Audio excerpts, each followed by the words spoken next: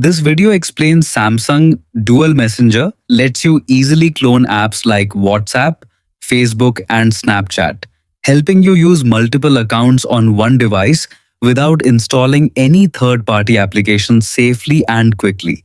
To start, open your phone settings and scroll down until you find Advanced Features.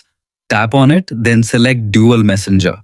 You will see a list of supported apps already installed on your device. Simply toggle on the app you want to duplicate. A confirmation prompt will appear, so tap Install to proceed.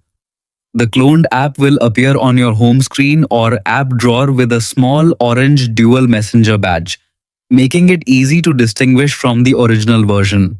This allows you to run two accounts simultaneously on the same device smoothly and securely.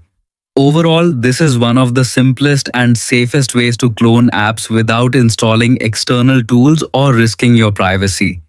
It is built directly into Samsung's system, ensuring better performance and stability compared to third-party cloning apps.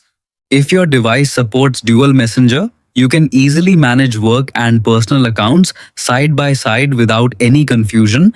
Enjoy a cleaner workflow and better organization across multiple accounts on one device. Stay productive and manage everything easily every single day today too.